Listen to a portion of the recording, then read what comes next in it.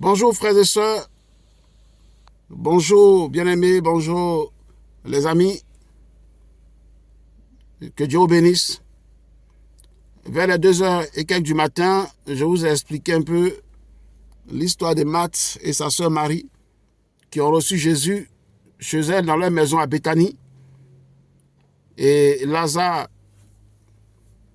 est leur frère Lazare est le meilleur ami de Jésus. Jésus l'aimait beaucoup et il aimait aussi Marthe et Marie.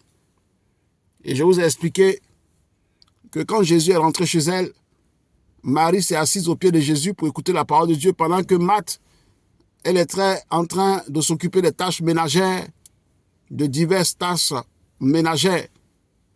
Elle a dit à Jésus, il faut dire à ma soeur Marie de venir me donner un coup de main. Au lieu de faire ça, elle est assise à tes pieds en train d'écouter la parole de Dieu. Elle n'a qu'à venir m'aider. C'est là que Jésus lui a dit, mais Marthe, tu t'occupes de peu de tu t'occupes pour peu de choses. Ta soeur Marie a choisi la bonne part qui ne lui sera point ôtée. Mon frère, ma soeur, j'ai expliqué que il y a des gens qui ont choisi la mauvaise part. C'est-à-dire à cause d'un match de foot, ils peuvent ne pas venir dans la maison de Dieu dimanche. Parce que leur équipe préférée est en train de jouer à la télé ou au terrain, ils préfèrent se rendre au terrain dimanche matin au lieu de venir adorer Dieu. Il y en a aussi, quand on dit l'église, toute l'église rentre en jeûne, alors que le Seigneur a dit que certains démons ne sortent que par le jeûne et la prière. Ces personnes-là, ils se cachent, ils mangent, ils ne jeûnent pas. C'est-à-dire la part qu'ils ont choisie, c'est la nourriture plutôt que le jeûne. Il y en a aussi la part qu'ils ont choisie, c'est juste les plaisirs du monde. Voilà, les plaisirs du monde par rapport à la parole de Dieu.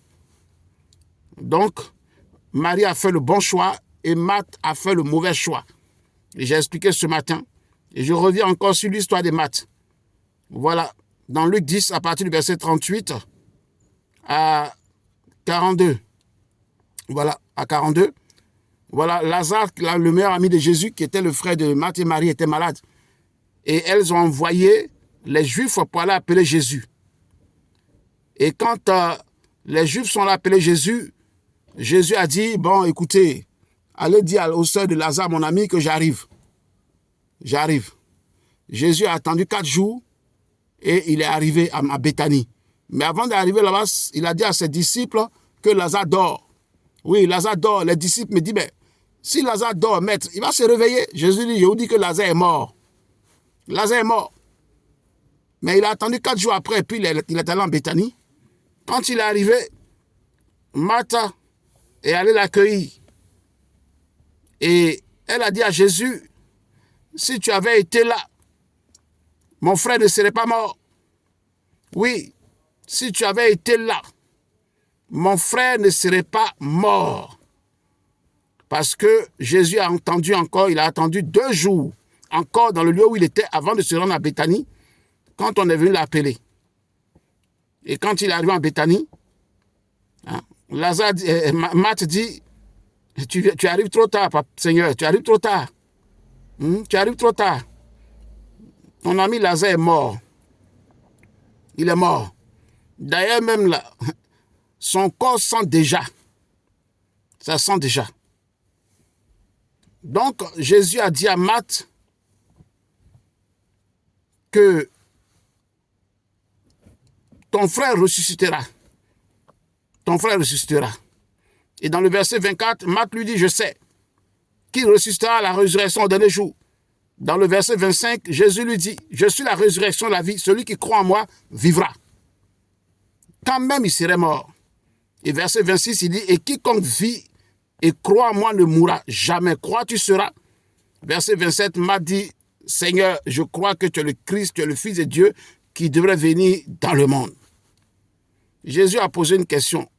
Il dit, il croit qu'il est le Fils de Dieu. Mais est-ce que tu crois que ton frère va ressusciter? Et il dit, je crois que tu es le Fils de Dieu qui devait venir dans le monde. Ce n'est pas ça la question que Jésus a posée. Est-ce que ton frère va ressusciter? Quand il a fini, quand Marthe a fini de parler, Jésus est parti. Marthe aussi, elle est partie. Elle a appelé secrètement sa soeur pour dire, ah, le maître est ici.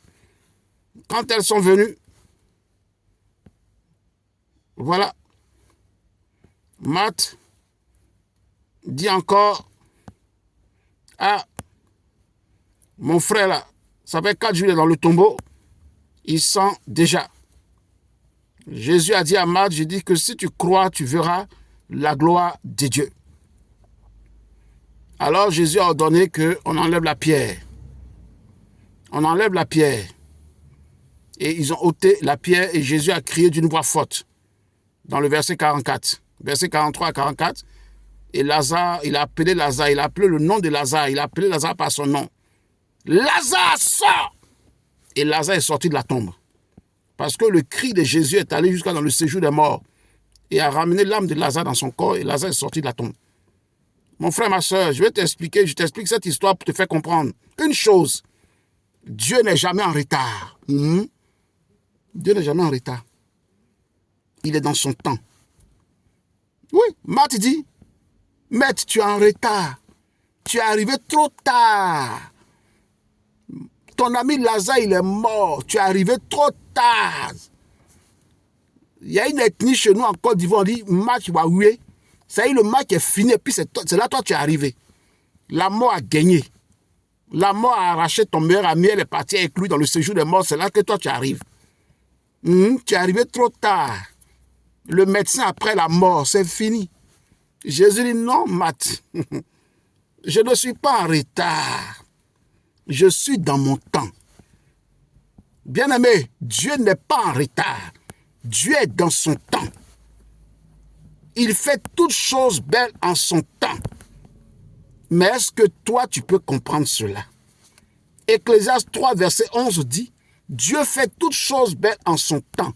Mais est-ce que toi, tu peux comprendre le temps de Dieu? C'est toi qui te plais. Dieu l'a même mot. Ça fait combien d'années je prie? Toujours le même sujet. Toujours le pasteur prophétise sur ma vie. Le pasteur dit Dieu va faire. Mais depuis là, j'attends. Je ne vois rien. Rien n'arrive. Ma soeur, mon frère, Dieu n'est pas conditionné par ton temps.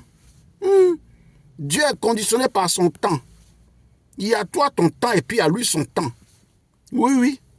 Dieu agit au temps convenable, c'est-à-dire au temps qui lui convient. Ce n'est pas au temps qui te convient. Hey, c'est pas comme ça les choses marchent, mon ami. Marthe a envoyé les Juifs, elle et puis sa soeur Marie ont envoyé les Juifs pour appeler Jésus. Jésus dit, dites-leur que j'arrive, je suis en mission. Quand il a fini ma mission, et puis j'ai venu. Lazare, il dort. Pour Dieu, la mort n'est pas ce que nous on croit. Pour Dieu, la mort, c'est un sommeil. C'est nous, on a peur de la mort. C'est nous, on redoute la mort. C'est nous, on dit, oh, la mort, c'est terminé. Pour Dieu, la mort, c'est un sommeil. Donc, laisse-moi te dire ce matin, il faut arrêter de te plaindre. Il faut arrêter de murmurer. Il faut arrêter de sous-estimer Dieu.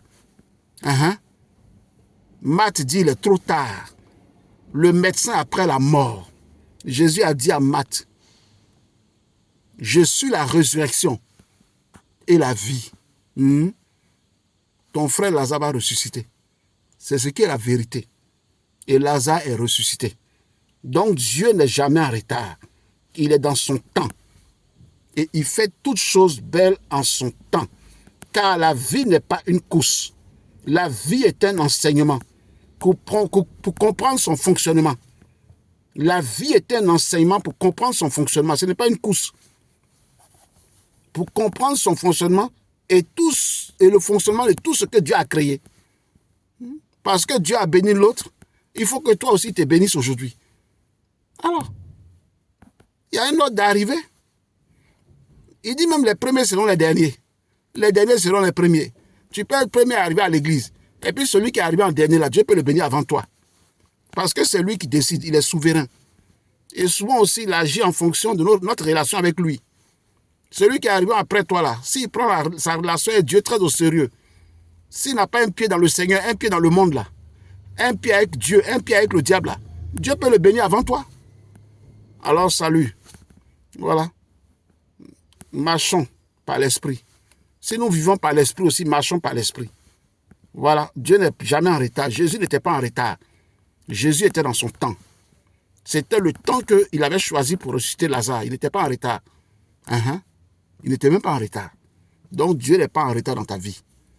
son temps qu'il a choisi là viendra pour qu'il te bénisse. Reste tranquille, reste calme. Arrête de vociférer, de crier partout, de te lamenter. Arrête de te plaindre, arrête de te chagriner.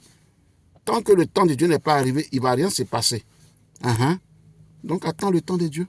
Sois patient. Sois patiente. La patience fait partie du fruit de l'esprit. Au revoir. C'est ça qui est la vérité. Que Dieu te bénisse.